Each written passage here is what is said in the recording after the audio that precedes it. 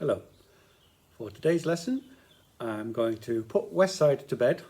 There are 2 or 3 more versions that I just like to share with you, just using some more advanced body percussion and also some homemade instruments or found sounds that I've been filming for you.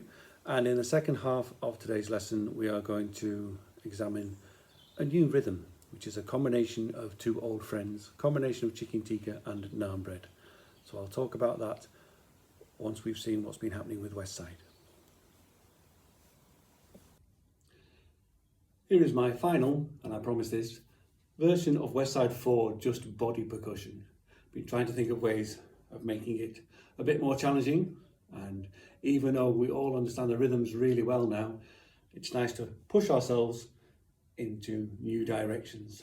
So for chicken tikka, I'm going to start here. Chicken tikka. So I'm starting on the top, right on your chest or your belly, and then tikka is going on my legs. So chicken tikka, chicken tikka. And then for naan bread, for 2 quavers, I'm going 1 foot stamp and then a thigh slap. So naan bread is going in there. Chicken tikka, naan bread. Chicken tikka, naan bread.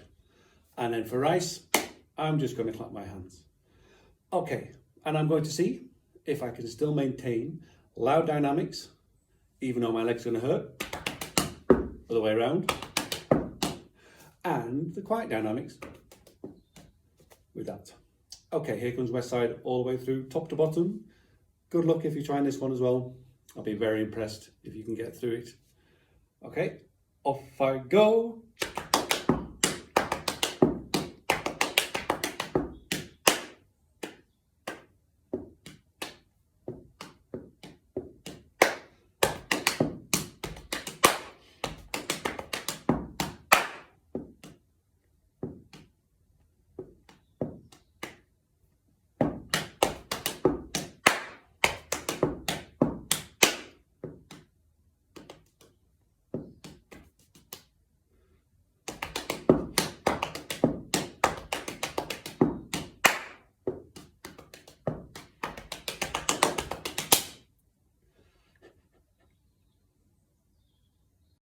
Okay, for rice, for our crotchets, I'm going to use the lowest pitch tub I could find, which is this Haribo tub here. When we get to our pairs and quavers or our naan bread, I'm going to play them on the edge of that tub and also on the top of this tin. And the chicken tikkas are all going on the bottom of this saucepan. So I'll see what West Side sounds like with these 4 different sounds.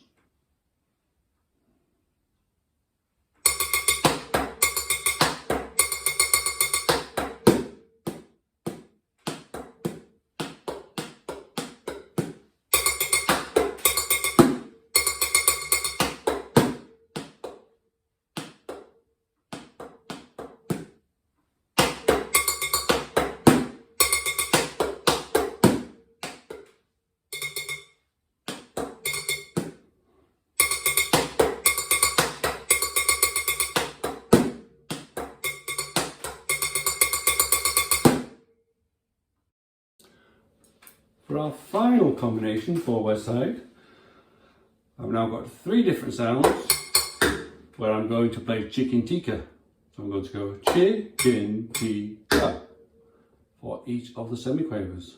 When we get to the pairs and quavers and naan bread, I'm coming out to the side and using the table. Naan bread and rice should just be some click sticks. These are my chopsticks that I'm using today. So I'll see what it sounds like. I'm going to choose a tempo that will probably be a little bit too fast, but I'm hoping to show off and see if I can get through West Side using these combinations. Wish me luck.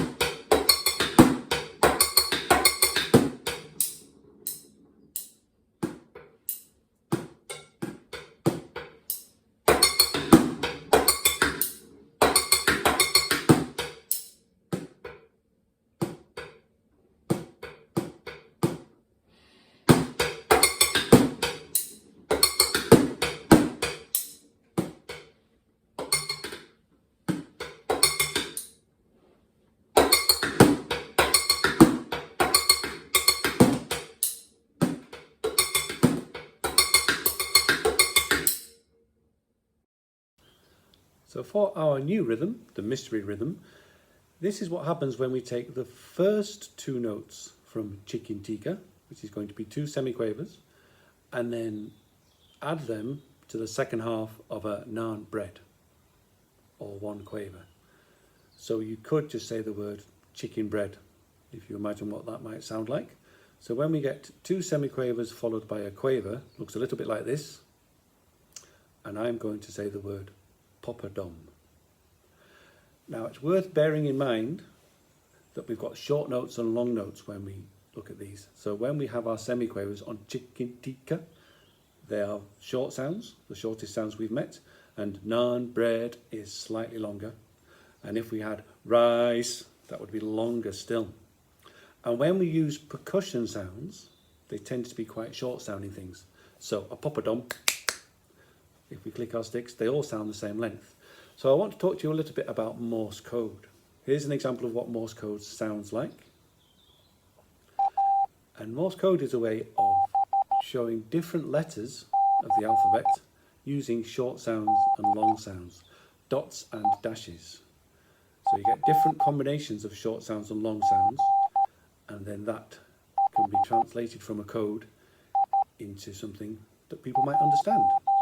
A very well known one is the Morse code for SOS. I say very well known, it's one that I know, and that is, I think, is how well I know it. 3 short sounds for S, da, da, da, and then 3 long sounds for O, followed by 3 short sounds for S. And SOS is short for Save Our Souls, and that can be a distress signal. So if somebody was in trouble, say on a boat in the middle of the ocean, and there was a storm, and the radio wasn't very clear, so when they were trying to say, help, help, you couldn't quite hear what was going on, a high-pitched Morse code, or high-pitched sounds of short and long sounds, might be slightly easier to be heard. So that's where the origins of Morse code could be.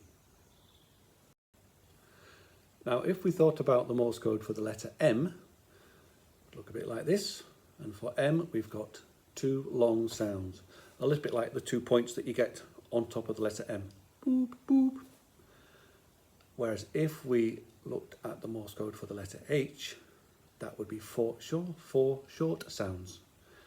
Easier to say that in Morse code than it would be to say 4 short sounds. So that's going to go boop, boop, boop, boop. So letter H would sound a little bit like Chicken Tikka.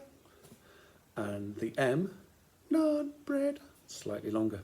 Don't know why I've chosen that pitch, but they generally do have high pitches because it makes it easier to hear. And then if we took our combination that I mentioned beforehand and turned it into a popadom, which is 2 short sounds and 1 long sound, we would get this combination, which is used for the letter, going to check my list, U. So letter U in Morse code would sound the same as our popadom combination. And in our next lesson, we're going to be looking at a piece of music called Chicken and Chips. And this piece of music uses that rhythm quite a lot. So it's got the combination of 2 semiquavers and a quaver, or a popadom. It also has some slightly more advanced dynamics, which we'll talk about next time round.